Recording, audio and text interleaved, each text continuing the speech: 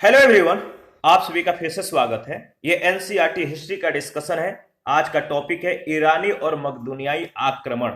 अध्याय 9 है। सबसे पहले विषय विस्तार के बारे में डिस्कस कर लेते हैं, यानी इस टॉपिक के अंतर्गत किस किस पॉइंट को डिस्कस करेंगे। तो ईरानी आक्रमण के बारे में, सिकंदर का आक्रमण, सिकंदर के समकालीन यूनानी लेखकों का जो विवरण है इसके बारे में भी डिस्कस करेंगे। इसके बाद सिकंदर के संक्षिप्त जीवन वृत्तांत के बारे में, सिकंदर के बाद लेखकों का जो विवरण है इसके बारे में भी डिस्कस करेंगे, और लास्ट में सिकंदर के आक्रमण के परिणाम के बारे में भी डिस्कस करेंगे। तो सबसे पहले ईरानी आक्रमण के बारे में डिस्कस कर लेते हैं। याद रखिएगा, जिस समय मगध के राजा अपने साम्राज्य का विस्तार कर रहे थे उसी समय ईरान के हकमानी शासक भी अपने राज्य का विस्तार कर रहे थे। तो मगध के राजा जिस समय अपने साम्राज्य का विस्तार कर रहे थे उसी समय ईरान के हकमानी शासक भी अपने राज्य का विस्तार कर रहे थे। भारत पर आक्रमण करने में पहला सफलता दारा प्रथम को प्राप्त हुई थी, जो साइरस का उत्तराधिकारी था। तो भारत पर आक्रमण करने में पहली सफलता किसको प्राप्त हुई? दारा प्रथम को, और ये साइरस का उत्तराधिकारी था। दारा प्रथम के 3 अभिलेखों बेस्तून, पर्सिपोलिस एवं नक्शे रुस्तम से यह सिद्ध हो जाता है कि उसी ने सर्वप्रथम सिंधु नदी के तटवर्ती भारतीय भूभागों को जो है अधिकृत किया था। उसने पंजाब, सिंधु नदी के पश्चिम के क्षेत्रों और सिंध के कुछ क्षेत्रों को जीतकर अपने साम्राज्य में मिला लिया। यह क्षेत्र फारस का विश्व प्रांत या क्षत्रपी बन गया। फारस साम्राज्य में कुल 23 प्रांत थे। फारस साम्राज्य में कुल कितने प्रांत थे? 23 प्रांत थे, याद रखिएगा। भारतीय क्षत्रपी में सिंधु, पश्चिमोत्तर सीमा प्रांत व पंजाब के सिंधु नदी का पश्चिमी भाग सम्मिलित था। संपर्क के परिणाम, ईरानी लिपिकार भारत में लेखन का एक विशेष स्वरूप ले आए जो आगे चलकर खरोष्टी के नाम से प्रसिद्ध हुआ। यह लिपि अरबी की तरह दाईं से बाईं ओर लिखी जाती थी। याद रखिएगा, बहुत ज्यादा इंपॉर्टेंट है। खरोष्टी लिपि किस तरह से लिखी जाती थी? दाईं से बाईं ओर। और यहां से प्रश्न कई बार पूछे गए हैं। पश्चिमोत्तर सीमा प्रांत में ईरानी सिक्के भी मिले हैं जिनसे ईरान के साथ व्यापार होने का संकेत मिलता है।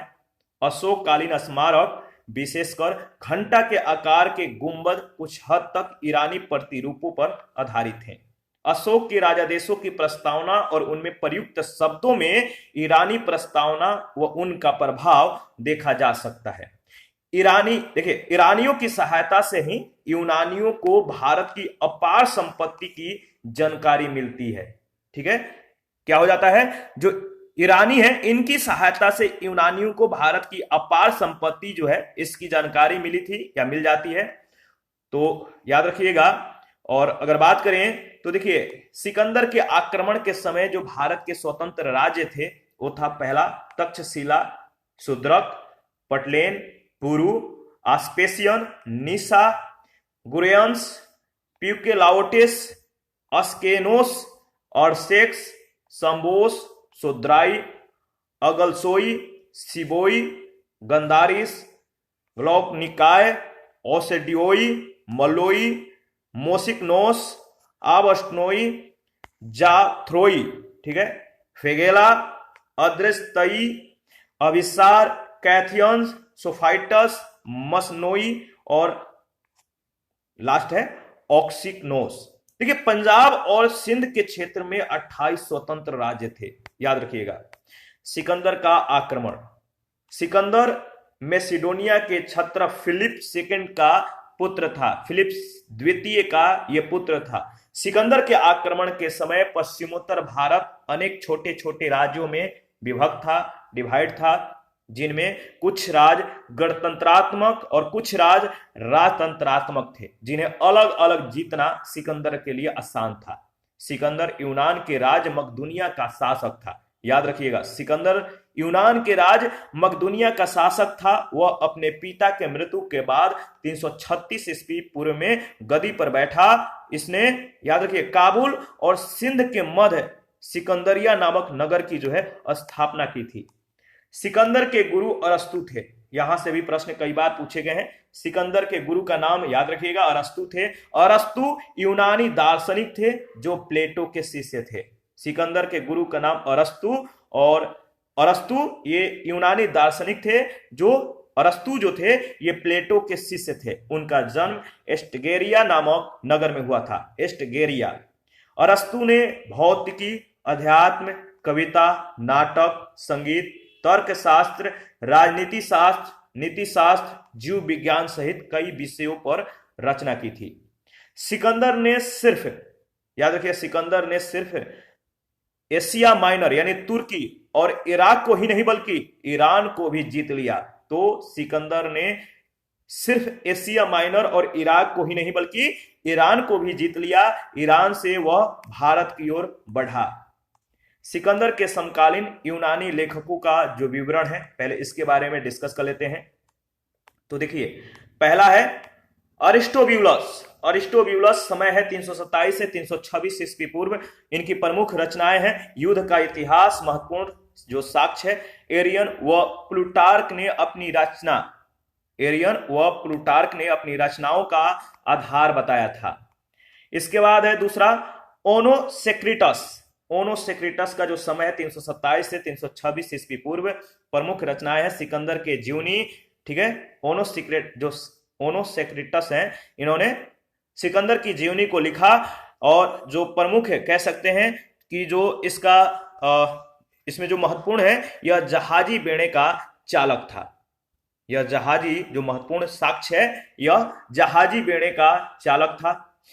इसके बाद निरयाकस। इसका समय 327 से 326 ईस्वी पूर्व और प्रमुख रचनाएं हैं एस्ट्रेबो व एरियन विवरण।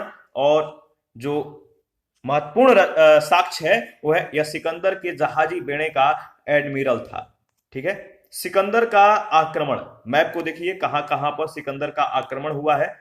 तो यहां पे देख सकते हैं, ये रहा सोग्डियाना, बल्क, अल्कसांद्रिया, ठीक है। ये है काबुल, सिकंदरिया यानी गजनी, इधर है आपका कंधार। तो आप इस एरिया को पूरी तरह से एनालिसिस करके आगे बढ़िएगा, इंपॉर्टेंट है, देख सकते हैं। तो संक्षिप्त जीवन वृत्तांत, सिकंदर का संक्षिप्त जीवन वृत्तांत। जन्म 356 ईस्वी पूर्व। पिता का, याद रखिएगा, पिता का नाम फिलिप द्वितीय, ये मकदूनिया का शासक थे। और सिंहासनारोहण कब हुआ? तो 336 ईस्वी पूर्व, यानी 20 वर्ष के उम्र में। ईरानी युद्ध में व्यस्तता 334 से 330 ईस्वी पूर्व। भारत विजय प्रस्थान 300 जो भारत विजय प्रस्थान है ये कब हुआ, यानी भारत को विजय के लिए कब प्रस्थान किया? 326 ईस्वी पूर्व में। भारत से स्वदेश प्रस्थान कब हुआ? 325 ईस्वी पूर्व में। भारत में रहने की जो अवधि है 19 महीने, यानी सिकंदर जो है भारत में 19 महीने रहा। और मृत्यु कब हुआ? तो 32 वर्ष की उम्र में बेबीलोन में 323 ईस्वी पूर्व में। तो ये ज्यादा इंपॉर्टेंट है, इसके जीवनी को याद रखिएगा। संक्षिप्त जीवन वृत्तांत है। इतिहास के पिता कहे जाने वाले हेरोडोटस, यहां से भी प्रश्न पूछे गए हैं। इतिहास के पिता कौन थे? तो हेरोडोटस थे। इतिहास के पिता कहे जाने वाले हेरोडोटस और अन्य यूनानी लेखकों ने भारत का वर्ण अपार संपत्ति वाले देश के रूप में किया था। इसी वर्ण को पढ़कर सिकंदर भारत पर आक्रमण करने के लिए क्या हुआ? प्रेरित हुआ था, ठीक है। तो धन जो है जीतने के लिए, धन वहां से जो है लेने के लिए, जो है भारत पर आक्रमण करने के लिए सिकंदर जो है तैयार हो गया, प्रेरित हो गया। ईसा पूर्व 4वीं सदी में विश्व पर अपना आधिपत्य स्थापित करने के लिए यूनानियों और ईरानियों के मध्य संघर्ष हुआ। यूनानियों और ईरानियों के मध्य क्या हुआ? संघर्ष हो गया। किसके लिए? तो विश्व पर अपना आधिपत्य स्थापित करने के लिए। सिकंदर के नेतृत्व में यूनानियों ने आखिरकार ईरानी साम्राज्य को जो है नष्ट कर दिया, जिसके पश्चात सिकंदर भारत की ओर बढ़ा। सिकंदर का भारत पर आक्रमण करने का मूल कारण उसकी धन प्राप्ति की लालसा थी, धन को लूटना था। सिकंदर खैबर दरे से होकर भारत आया। उसने अपना पहला आक्रमण तक्षशिला के राजा आंभी और पोरस के विरुद्ध किया, ठीक है, आंभी और पोरस के विरुद्ध। तक्षशिला का राजा आंभी और पोरस सुविख्यात राजा थे, जिनका राज झेलम और चिनाब नदी के मध्य पड़ता था। सिकंदर के बाद लेखकों का जो विवरण है आप देख सकते हैं। सिकंदर के बाद के लेखकों का जो विवरण है, पहला है डाइमेकस। समय क्या है? 298 से 273 ईस्वी पूर्व। इनकी प्रमुख रचनाएं क्या है? अप्राप्त। डायोनियस डायोनियस जो है इसका समय है 284 से 262 ईस्वी पूर्व और इसकी जो प्रमुख रचना है ये भी अप्राप्त है। मेगास्थनीज इनका जो समय है 305 से 297 ईस्वी पूर्व और इनकी प्रमुख रचना है इंडिका, बहुत ज्यादा इंपॉर्टेंट है, यहां से प्रश्न भी पूछे गए हैं। इसके बाद है पॉलीबियस। पॉलीबियस का जो समय है वो है आपका 144 से 42 ईस्वी पूर्व और इनकी जो प्रमुख रचनाएं हैं ये भी अप्राप्त है, यानी प्राप्त नहीं हुआ है। इसके बाद है पेट्रोकलीज। पेट्रोकलीज का समय है 261 से 228 ईस्वी पूर्व और इनकी जो प्रमुख रचना है पूर्वी देशों का भूगोल। पेरिप्लस यूनानी, समय है 8 से 115 ईस्वी पूर्व और इनकी जो प्रमुख रचना है पेरिप्लस ऑफ द इरिथ्रियन सी। इसके बाद है प्लिनी, समय है 77 से 78 ईस्वी पूर्व, लैटिन भाषा और इनकी जो प्रमुख रचना है वो है नेचुरल हिस्ट्री।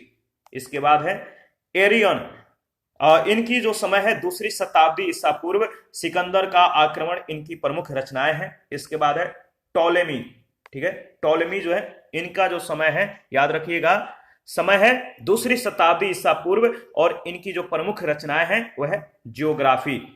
इसके बाद है एस्ट्रेबो, इनकी एस्ट्रेबो की जो रचनाएं हैं वो है जियोग्राफी और समय है 2री शताब्दी ईसा पूर्व और एरियन इसका समय है 100 ईस्वी पूर्व और इसका जो प्रमुख रचनाएं हैं एक कलेक्शन ऑफ मिसलेनियस हिस्ट्री और दूसरा है one on the peculiarities of animals. तो ध्यान रखिएगा दोनों रचनाएं इंपॉर्टेंट है।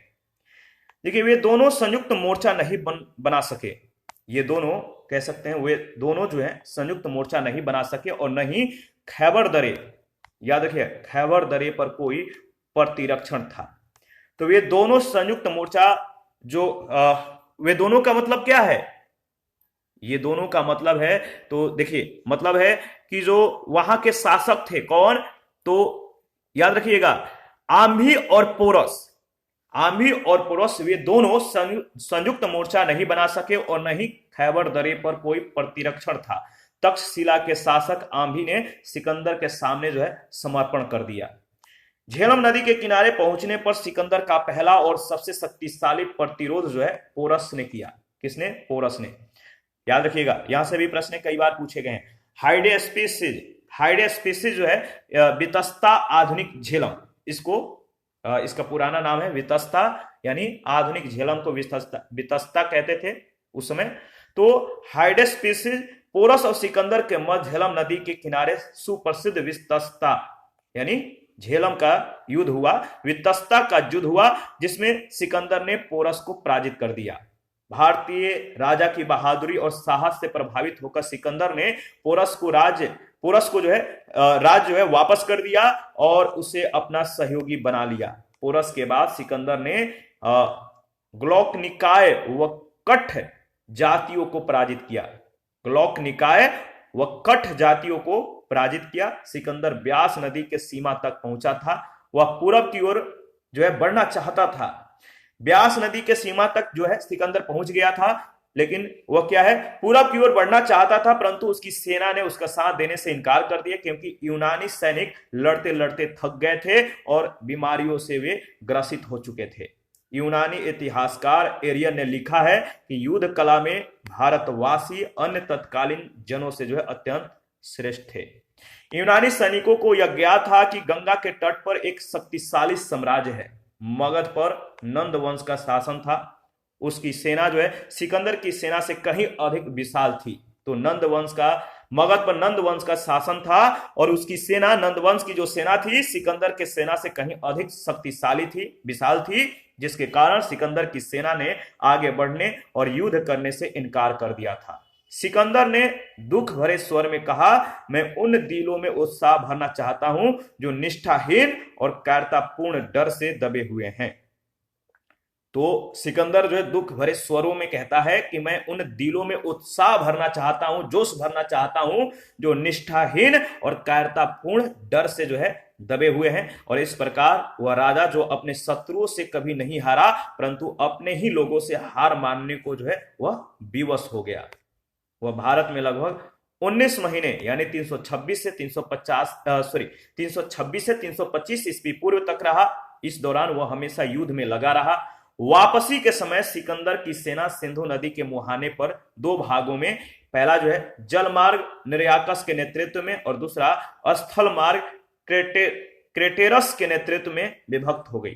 तो दो भागों में वहां पे जो है सिंधु नदी के मुहाने पर जो सिकंदर की सेना है विभक्त हो जाती है, एक जल मार्ग के द्वारा और दूसरा स्थल मार्ग के द्वारा। जल मार्ग का जो नेतृत्व करता है वह है निरयाकस और स्थल मार्ग के जो मतलब नेतृत्व करता है वह है क्रेटेरस।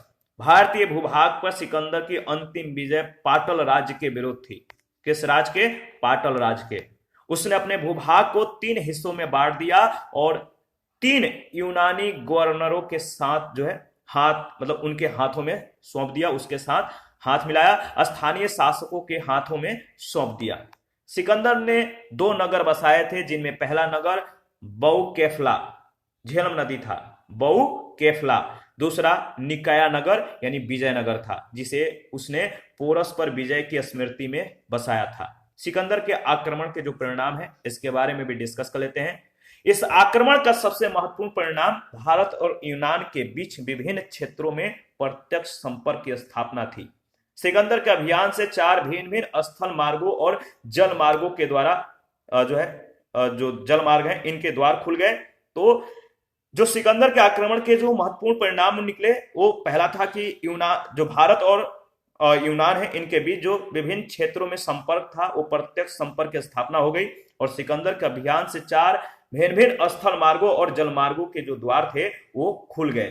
ठीक है, अगर देखिए अगर बात करें तो भारत में गंधार शैली की कला जिसका विकास 2वीं शताब्दी ईसा पूर्व में हुआ था वह यूनानी प्रभाव का ही परिणाम है। किसका? यूनानी, याद रखिएगा, वह यूनानी मतलब कि प्रभाव का ही परिणाम है। इसने यूनानी व्यापारियों और शिल्पियों के लिए मार्ग प्रशस्त हुआ तथा व्यापार की तत्काल सुविधाएं बढ़ गईं। आक्रमण के परिणाम स्वरूप इन क्षेत्रों में यूनानी उपनिवेश स्थापित हुआ। उनमें झेलम के तट पर बुकेफला और सिंधु के तट पर सिकंदरिया का अधिक महत्व था। सिकंदर के इतिहास मूल्यवान भौगोलिक विवरण छोड़ गए, जिसमें उन्होंने सिकंदर के अभियान का तिथि सहित इतिहास लिखा है। इसमें हमें भारत में हुई घटनाओं का तिथि क्रम इतिहास तैयार करने में सहायता मिलती है। ठीक है, सिकंदर के इतिहासकार हमें सामाजिक और आर्थिक स्थिति के विषय में महत्वपूर्ण जानकारी देते हैं। वे हमें सती प्रथा, गरीब माँ बाप के द्वारा अपनी पुत्रियों को बेचने और पश्चिमोत्तर भारत के उत्तम नस्ल वाले गाय बैलों के विषय में बताते हैं। पश्चिमोत्तर भारत के छोटे छोटे राज्यों की सत्ता को नष्ट कर सिकंदर के आक्रमण ने इस क्षेत्र में मौर्य साम्राज्य के विस्तार का जो है मार्ग प्रशस्त किया। सिकंदर के द्वारा जो विजित क्षेत्र हैं, सिकंदर ने विजित क्षेत्रों में जो सिकंदर के द्वारा विजित क्षेत्र हैं, याद रखिएगा, सिकंदर ने विजित क्षेत्रों को 4 प्रशासनिक इकाइयों में बांटकर अलग अलग उत्तराधिकारी नियुक्त किए। पहला है सिंधु व झेलम का भाग, तक्षशिला के शासक आम्ही जो है इसके अधिकारी हुए। दूसरा था झेलम व ब्यास नदी का भाग, इसका अधिकारी किसको नियुक्त किया गया था? तो पोरस राजा को। तीसरा है सिंधु का उत्तरी व पश्चिमी भाग, इसके उत्तराधिकारी फिलिप थे और सिंधु का निचला भाग, इसके उत्तराधिकारी पिथोन थे। सिकंदर के इस कार्य ने अप्रत्यक्ष रूप से भारतीय एकता को प्रोत्साहन दिया। कालांतर में चंद्रगुप्त मौर्य ने बड़ी आसानी से इन प्रदेशों को जीतकर अपने साम्राज्य में मिला लिया। इस प्रकार यदि पूर्वी भारत में उग्रसेन महापदम मगध के सिंहासन पर चंद्रगुप्त मौर्य का अग्रज रहा, तो पश्चिमोत्तर भारत में सिकंदर स्वयं उस सम्राट का अग्रदूत था। सिकंदर से पूर्व यूनानी लेखकों का जो विवरण है देख लेते हैं। देखिए, इसके पहला जो है, इसमें जो पूर्व सिकंदर से पूर्व यूनानी लेखकों का जो विवरण है, पहला है अस्काइलेकस। ठीक है, अस्काइलेकस, इनका समय 6ठी शताब्दी ईसा पूर्व, प्रमुख रचनाएं जो है नहीं है। इसके बाद दूसरा है हिकेटियस मिलेटस। हिकेटियस मिलेटस समय है 5 से 6 शताब्दी ईस्वी पूर्व। इनकी जो प्रमुख रचनाएं हैं वो है भूगोल, जियोग्राफी। तीसरा है हेरोडोटस, समय है 484 से 431 ईस्वी पूर्व, हिस्टोरिका इनकी प्रमुख रचनाएं हैं। इसके बाद है कैसियस, समय है 416 से 398 ईस्वी पूर्व, यानी 5वीं सदी, और इनकी जो प्रमुख रचनाएं हैं वो है इंडिका व पारसिका। याद रखिएगा, इंपॉर्टेंट है। सिकंदर से पूर्व यूनानी लेखकों का जो विवरण है 4 है। 4 लेखकों का विवरण दिया गया, समय और इनकी प्रमुख रचनाएं क्या क्या हैं, ज्यादा इंपॉर्टेंट है। इसी के साथ आज का सेशन समाप्त करते हैं। नेक्स्ट सेशन में मौर्य युग के बारे में डिस्कस करेंगे। आप अपनी प्रतिक्रिया देते रहिए, आपके प्रतिक्रियाओं का हमें बेसब्री से इंतजार रहता है। जिन लोगों ने Telegram channel, Telegram quiz group, Facebook page, Instagram को ज्वाइन नहीं किया है, वीडियो के डिस्क्रिप्शन बॉक्स में उसका लिंक है, आप ज्वाइन कर सकते हैं। अगर आपको पीडीएफ चाहिए तो कमेंट कर सकते हैं, या Telegram channel, Telegram quiz group या चैनल के कम्युनिटी बॉक्स में जाइए, वहां पे इसके रिगार्डिंग में इंफॉर्मेशन को अपडेट कर दिया गया है। थैंक यू, अभी के लिए इतना ही।